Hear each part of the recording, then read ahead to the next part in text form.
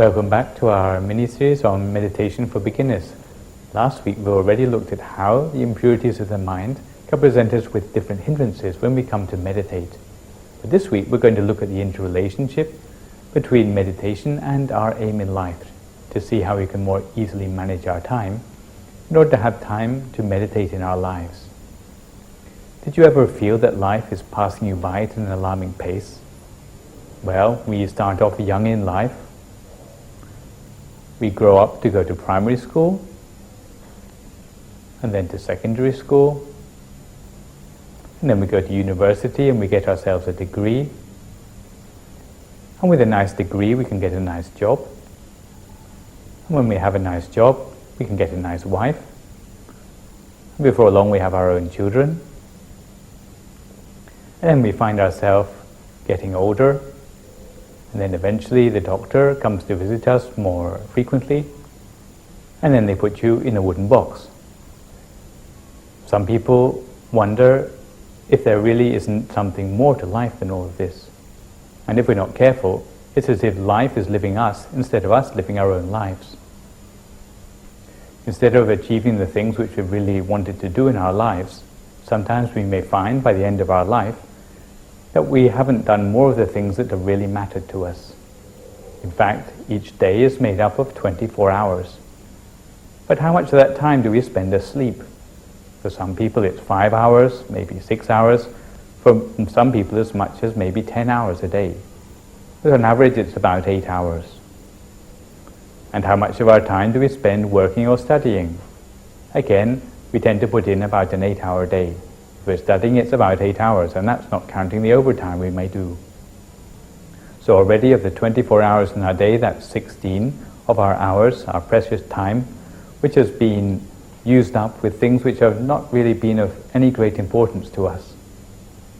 The remaining 8 hours of our day is often spent doing insignificant things like walking up and down, eating, cooking, washing up, watching the television. Really, these things haven't really added much spiritual benefit to our lives. You may think that day by day this is not adding up to a very important incursion in your life. But if you think of yourself at the age of 60 and you've already spent 20 years of your life asleep, 20 years of your life working or studying, and another 20 years of your life walking up and down, cooking, eating, washing up, or watching the television, then I think you'd agree that it's hard to know where to find time to sit and meditate for yourself. If you find that there are things which are interrupting your life, which are maybe urgent but not important, then this is a sign that you are having difficulty in setting the priorities in your life. And the reason why you find it hard to find priorities in your life is because your aim in life is not clear. Usually in the culture surrounding meditation, we talk about 3 different levels of aim in life, and it depends on just how devoted you are to your spiritual practice. You can talk about an exclusively material aim in your life. You can talk about a spiritual and material aim in your life, which is a combination, and you can talk about an exclusively spiritual aim in life. If you're talking about an exclusively material aim in life, this is for the sort of person who thinks that time is money and nothing more. Their whole aim in life is to make heaven on earth by earning as much money as they can in order to buy the happiness which they wish for in life. If you think about this sort of person, perhaps it's going to be your stereotyped businessman who spends all his time working just in order to get the maximum possible wage. At the other end of the extreme, you have those who have the exclusively spiritual aim in life. And here you're talking about monks, maybe nuns, who have given up all the conveniences of their material life in order to have more time to devote to their spiritual practices. For these sort of people, their happiness in life is coming entirely from spiritual sources. Unlike the first example where the person's happiness in life was coming entirely from material sources. But I think most of the viewers on this program will find themselves somewhere in between. That is, that they must have a compromise between what we call a material aim in life and a spiritual aim in life. In this sort of level of aim in life, the important thing is to have the ability to compromise and to divide your time carefully in order to get by in a material way, while also finding time to pursue your spiritual practices in life. On today's program, we're going to take a look at some ways in which it's possible to make the most of this compromise. Of course, you can't neglect your material well-being completely. You need to have something to eat after all and a place to sleep. But exactly how to find time to meditate more? This is the question of compromise in our lives. Well, there are 5 different approaches to finding a compromise in life. The first of these is what we call a part-time spiritual pursuit in life. And I think this is probably what you're already doing. If you're already setting aside a part of your day in order to meditate, maybe for half an hour or an hour a day, it's like you're working on meditation as a part-time job, doing it daily, but setting aside a part of your time in your life so that it becomes a part of your daily routine. For example, some people meditate in the morning before they have their breakfast, or maybe they meditate the last thing at night before they go to bed.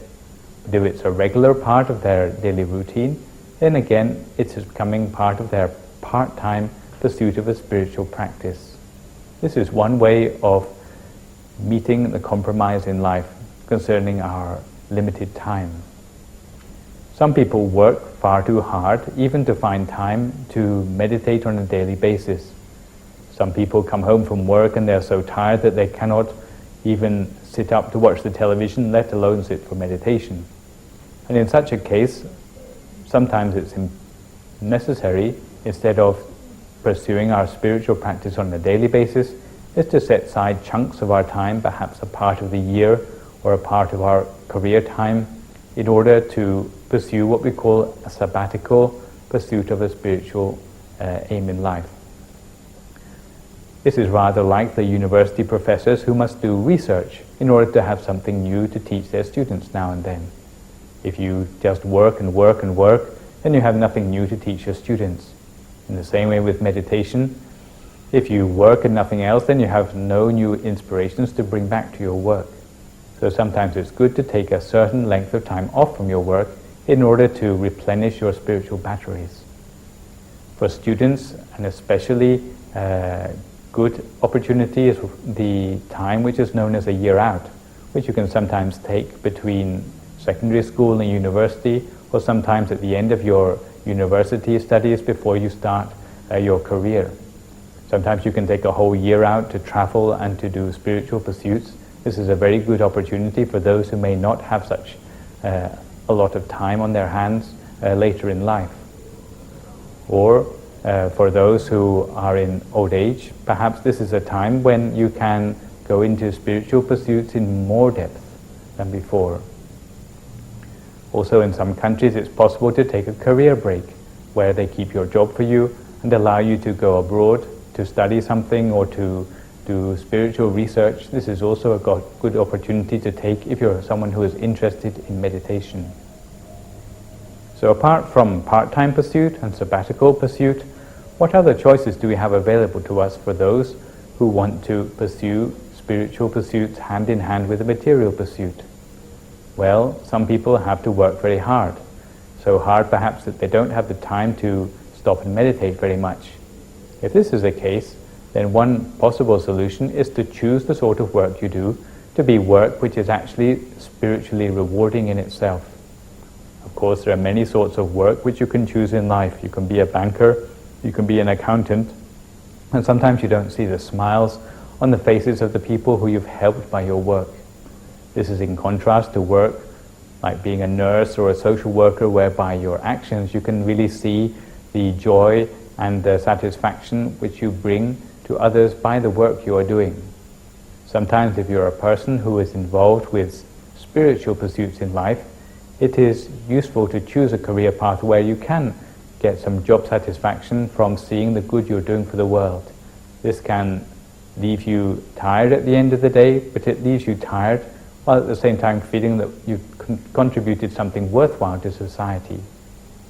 If this is the case, then you can be fulfilling your spiritual pursuit while actually on the job.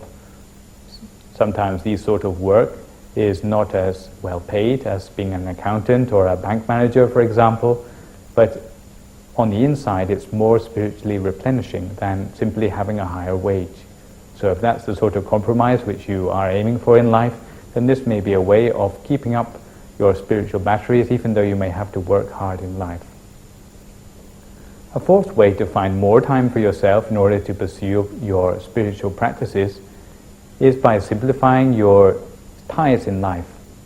This may be a surprising suggestion for some of you, but I'm sure you are not aware just how much time it takes out of your possible spiritual pursuits in life if you have to make compromises with other members of your family. The moment you get married, then every time you wish to do something, then you have to ask your better half for permission to do it. If you have your own children, then it's like you have to ask them for permission, and you have to always think of them before you think of yourself. Sometimes being alone you have a lot more freedom, and to stay single or to lead a celibate life, this is more and more a choice which modern people are using in order to give themselves the freedom to pursue their spiritual pursuits in life at a more intense level. So before you take the jump to get married or to have a lot of children, perhaps you should consider the consequences of these in terms of the compromising you make for your spiritual pursuits in life as well. Supposing all of the 4 suggestions we've already made are still impossibilities for yourself, maybe you have to work too hard, maybe you can't afford to take time off, maybe you have no free time in your daily routine, you have to work hard, and maybe you have to work in a career which is not spiritually uplifting at all. Is there still a way in which you can find a compromise for spiritual pursuits in life? Well, the answer is yes, there is a 5th way of doing that. And that is to use the wealth which you have gained from your material pursuits in life to a spiritual end. Supposing that you have used up all your time in earning a lot of wealth for yourself, in fact you can use this wealth in order to produce more benefit in society, which can bring some satisfaction from all the work you have done in life. To this end, there are many examples of entrepreneurs who have done a lot for those in society by using their business incomes to help out in society more and more.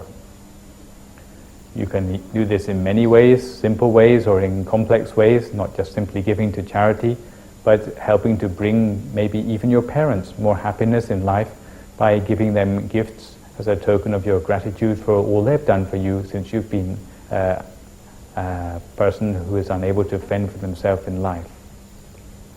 So if you are in the position of the compromise between material and spiritual aims in life, hopefully these 5 suggestions are going to be useful to you as a way to find more structure in your life in order to be able to set aside time in order to meditate more and to spend more time with your spiritual pursuits.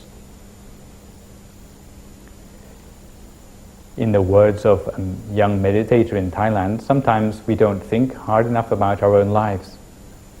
There's a child once who said that sometimes adults give less thought to their own lives than they do to a game of chess. And this is really telling us that we do need to be strategic about the ways we use our time in our life. Otherwise we have no idea what we're going to achieve by the age of 25, by the age of 40 or 60 in our lives. We still have no idea of this. Maybe it's time to sit down and to make some plans in life about the things which could happen in life and the things that probably will happen unless we take an active input into our way we organize our life. So this week we've been looking at the interplay between aim in life and progress in meditation. We have seen how having a clear aim in life can help us to find the time we need to meditate in our daily lives. Next time we're going to be going on to look at some strategies in coping with different sorts of problems encountered in daily life. In the meantime, please try to sit for meditation daily if possible, and do try to keep a diary of your meditation results as well. So until the same time next week, I'll leave you at that for now.